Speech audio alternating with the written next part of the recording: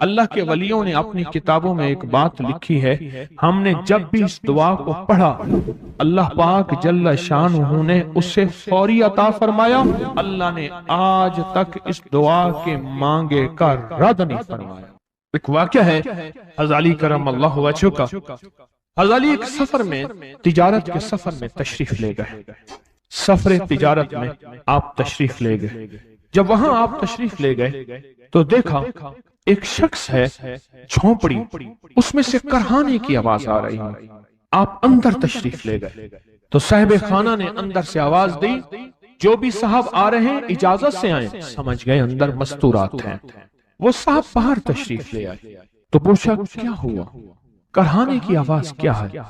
کہا میری بیٹی ہے، جنگل میں لکڑیاں لینے گئی، اس کے اوپر ایک درخت گر گیا کاٹتے کاٹتے، اور اس کی وجہ سے اس کی کمر ٹوٹ گئی ہے، اب یہ بستر پہ پڑی ہے، اب یہ بیچاری تکلیفوں اور دکھوں میں۔ آپ نے فرمایا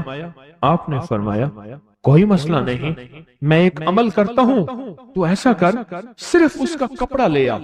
آپ نے اس کے کپڑے کو سامنے رکھا، اس کو کہا اس کو پکڑ، اور اس کی طرف یوں انگلی کی، اور یہ دعا جو اب ہم پڑھنے لگے ہیں، بس یہ دعا پڑھی، اور صرف چند بار ہی پڑھتی اندر آوازیں خاموش ہو گئیں، چپ ہو گئے۔ آپ نے فرمایا پوچھو جا کے۔ آپ وہ بندہ اندر گیا تو واپس آیا، کہا بیٹی کو نیند آ گئی ہے، آج کئی ہفتے ہو گئے ہیں سو نہیں سکی، درد سے کرہا رہی تھی، اس کو نیند آ گئی ہے۔ آپ فرمانے لگے میں سفر میں جا رہا ہوں، جب واپس آؤں گا نا پھر پوچھوں گا، اگر کوئی تکلیف ہوئی تو پھر دم کروں گا، پھر دعا کروں گا، اور انشاءاللہ ٹھیک ہو جائے گی۔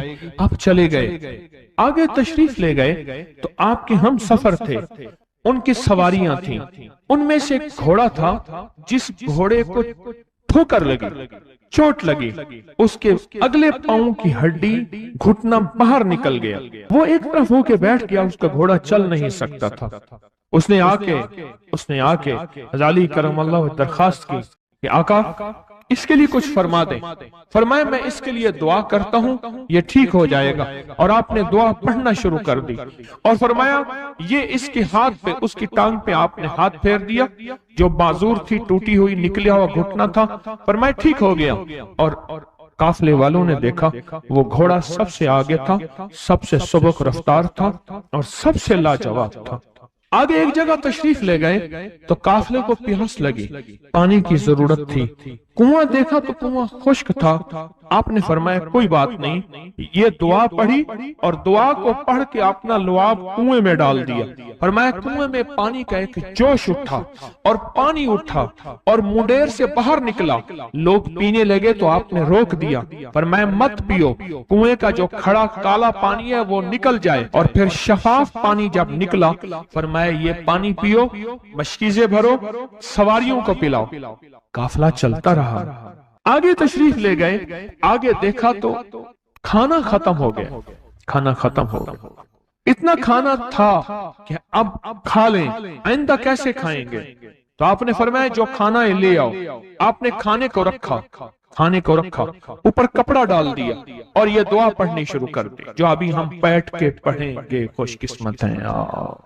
اور کپڑا ڈال کے فرمایا دعا فرمائی، یہ عمل فرمایا، یہ دعا پڑھی، اور اس کے بعد فرمایا دیکھو کھا لیا، اور فرمایا ہمارا 17 دن کا سفر تھا، اس 17 دن میں ہم نے کھایا، لوگوں کو کھلایا، جہاں لوگ آتے تھے ان کو بٹھاتے تھے، دسترخوان ہمارا تھا چند افراد کا، پھر سینکڑوں لوگوں نے کھایا۔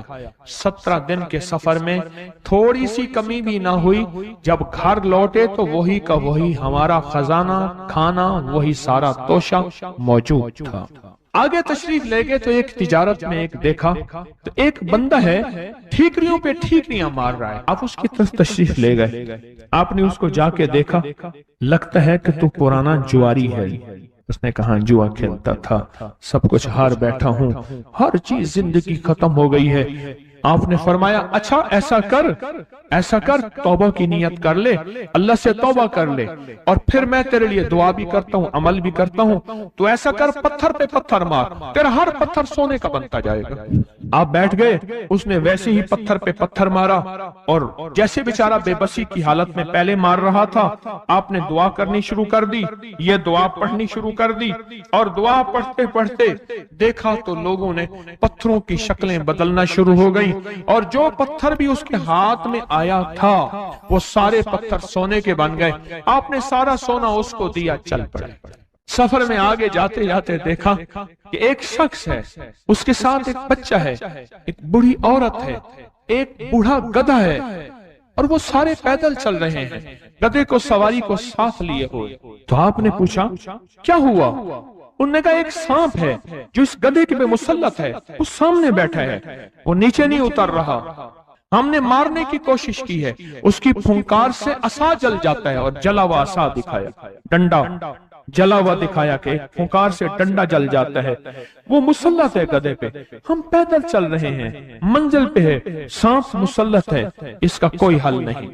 आपने फरमाया इस गधे को इस झाड़ी से, इस दरख्त से बांध दो, और बांध के आप किबला रुख हुए और ये दुआ पढ़नी शुरू कर दी, और फरमाया फिर दूसरे रुख हुए और ये दुआ पढ़नी शुरू कर दी, और तीसरे रुख हुए, और दुआ पढ़ने के बाद आपने उस सांप पे फूंक मारा, सांप चोटी बन के छलांग लगाई और गायब हो गया।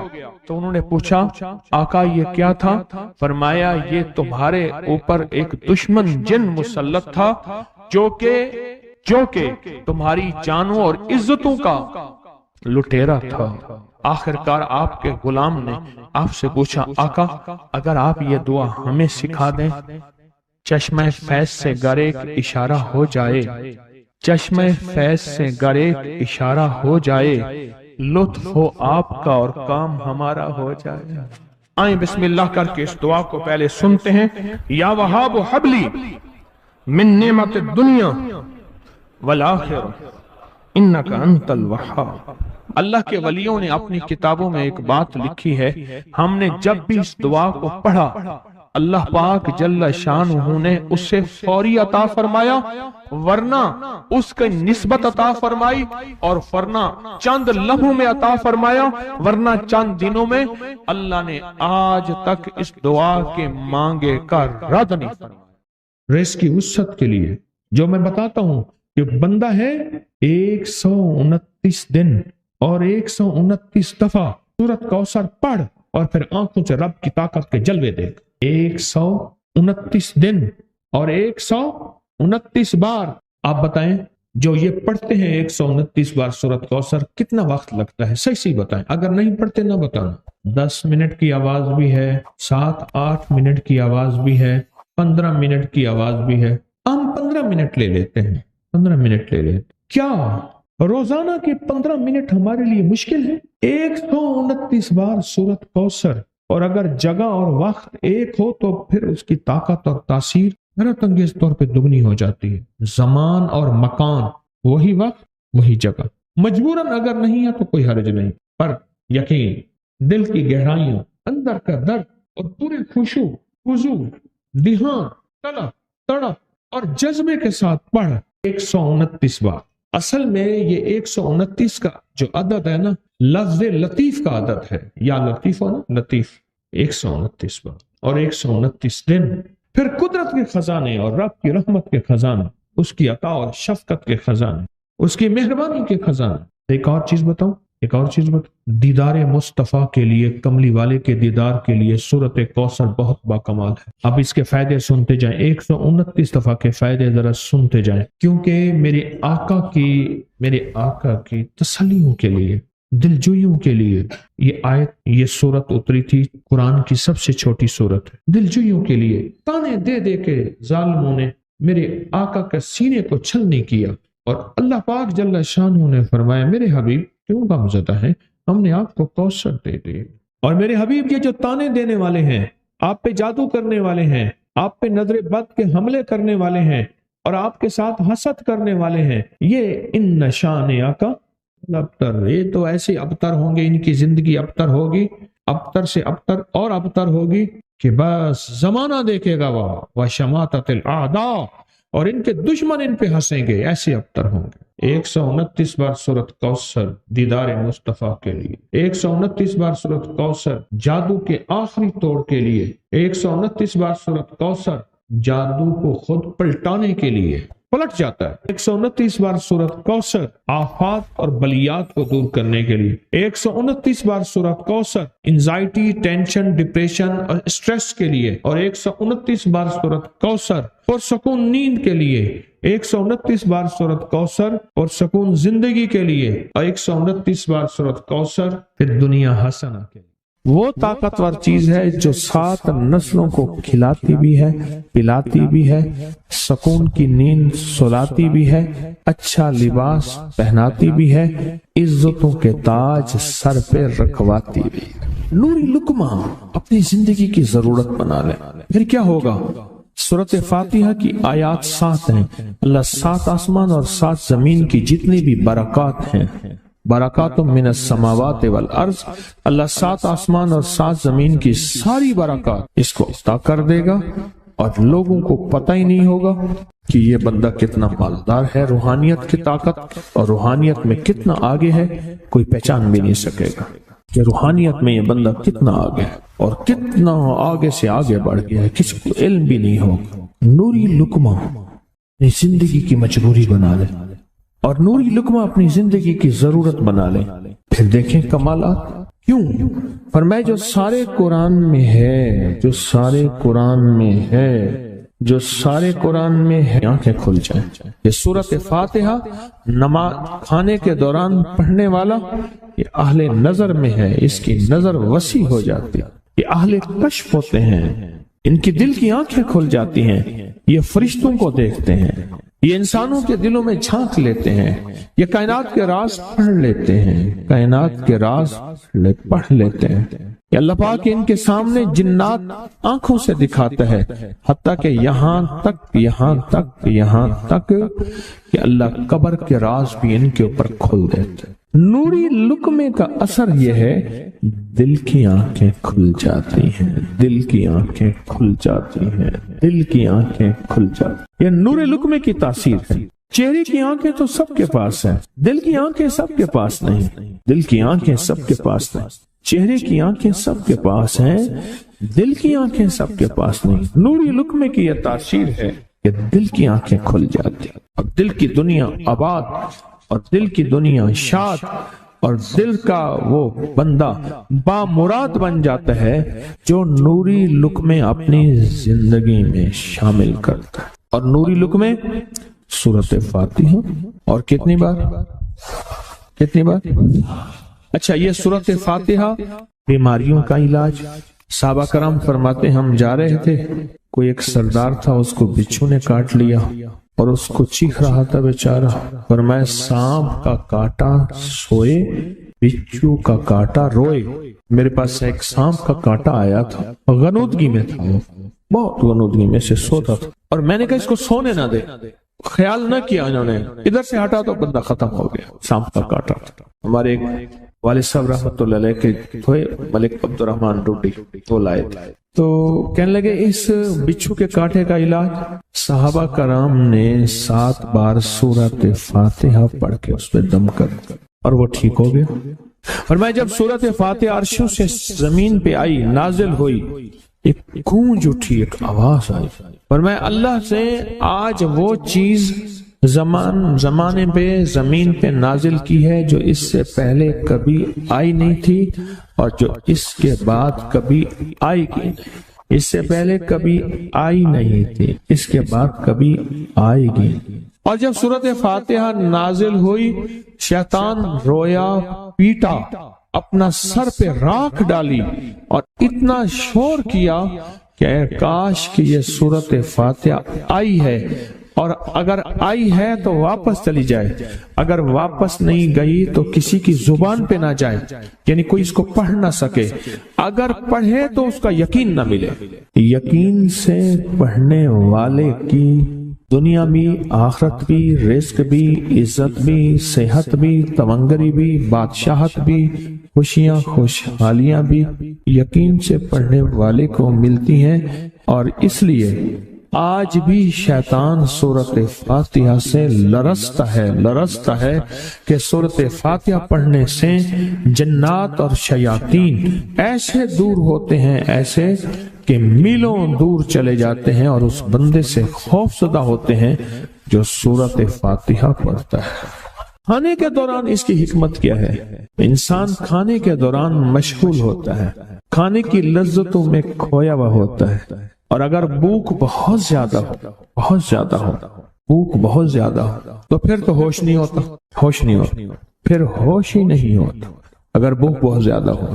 اب اسی دوران جس طرح سنیں غور سے، بڑی میں عجیب بات بتا رہا ہوں، حضرت امام جعفر صادق سلام اللہ رضوان اللہ تعالی علیہ مجمعین اللہ کے ولی تھے، ولایت کے تاجدار تھے، سرداروں کے سردار تھے، اولیاء کے سردار تھے۔ میں بازار میں جاتے تھے، جا کے پھر واپس آ جاتے تھے، پھر جاتے کچھ نہیں خریدتے تھے۔ کسی نے پوچھا اب کیوں جاتے ہیں؟ فرمایا 2 وعدے لینے، کیا میں جا کے بازار میں ہر بندے کو سلام کرتا ہوں، وہ سلام کا جواب دیتے ہیں، اور کیا پتا کسی کے سلام کا جواب ایسا ہو جو اللہ کے ہاں مقبول بھی ہو، محبوب بھی ہو۔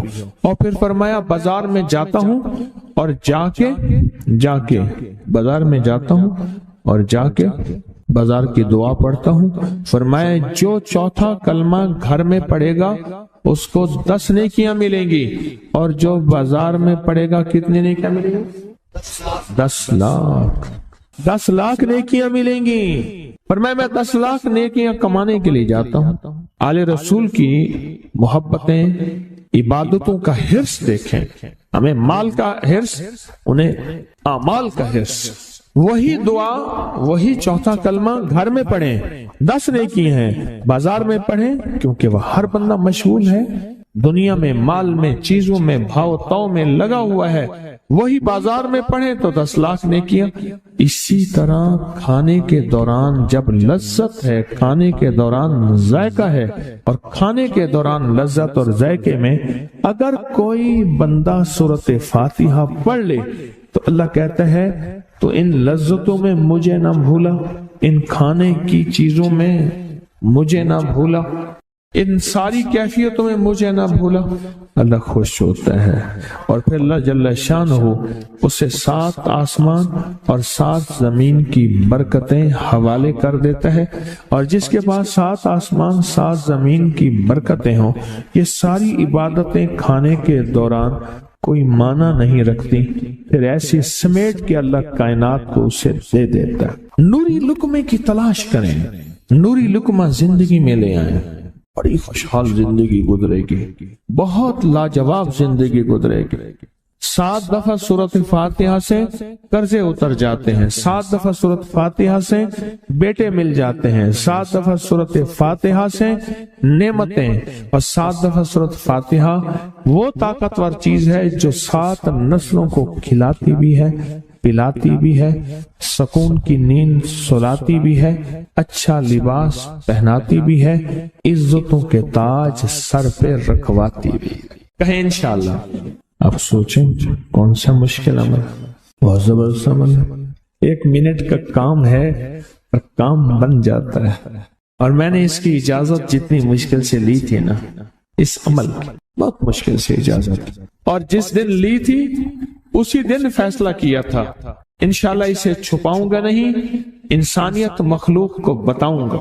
اور یہ 7 دفعہ سورۃ فاتحہ جو دل کا مریض ہو مجھ جیسا اس کا بھی علاج ہے، جسمانی ہو یا روحانی۔ میں نے پچھلی دفعہ کہا نا کہ میں دل کا سخت مریض ہوں اور آج بھی ہوں، دعا کرو موت تک نہ رہوں، اور میں دل کا سخت روحانی مریض ہوں، جسمانی نہیں ہوں۔ میری پچھلی دفعہ کی وجہ سے پوری دنیا میں کوہرام مچا ہوا ہے کہ بابا گیا، جانا تو ہے، جانا تو لازم ہے۔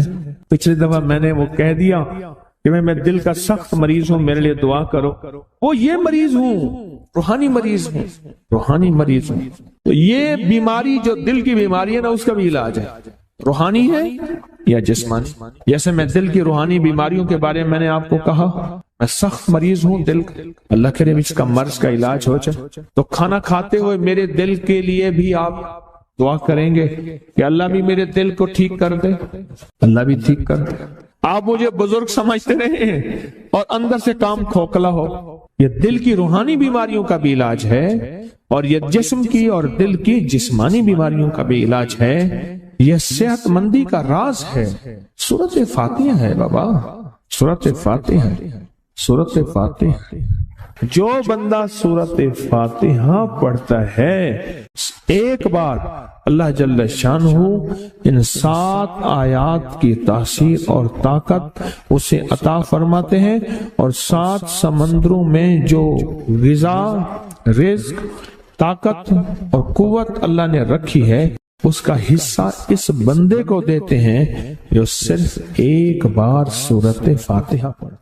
یہ جو وظیفے ہیں کسی درویش کی، یا کوئی درویش نے جس کو اجازت ہے اس کی اجازت صحیح ہو، ہر بندہ اجازت دینا نہ شروع کر دے۔ اجازت کے پیچھے نسبتیں چاہیے، ان نسبتوں کی طاقت چاہیے۔ وہ جو اجازت ملتی ہے اس اجازت کے اندر جو تاثیر ہوتی ہے، اس میں جو کمال ہوتا ہے، اس میں جو اندر کی کیفیتیں ہوتی ہیں، اس اجازت سے نسلوں میں تونگری، دولت، رزق، عزت، صحت ایسے بارش کی طرح برستی ہے۔ میرے جو مرشد تھے حضرت خواجہ سید محمد عبداللہ حجویری رحمت اللہ علیہ، میرے مرشد جو تھے وہ حضرت داتا صاحب کی سچی آل میں سے تھے۔ مجھے جاتے جاتے انہوں نے اجازت دی 1991 ستمبر میں، اور مدینہ منورہ فرمایا میں جا رہا ہوں، بس اب بقی میں، اور بقی کے اندر جا کے سو گئے۔ اب بھی میں مرشد کے ہاں جاتا ہوں تو جنت البقی کے قبرستان میں ان کی نسبتیں دیکھیں کتنی اونچی ہیں۔ پھر وہ نہیں، 26 بڑی ہستیوں نے مجھے خلافتیں، اجازتیں دیں،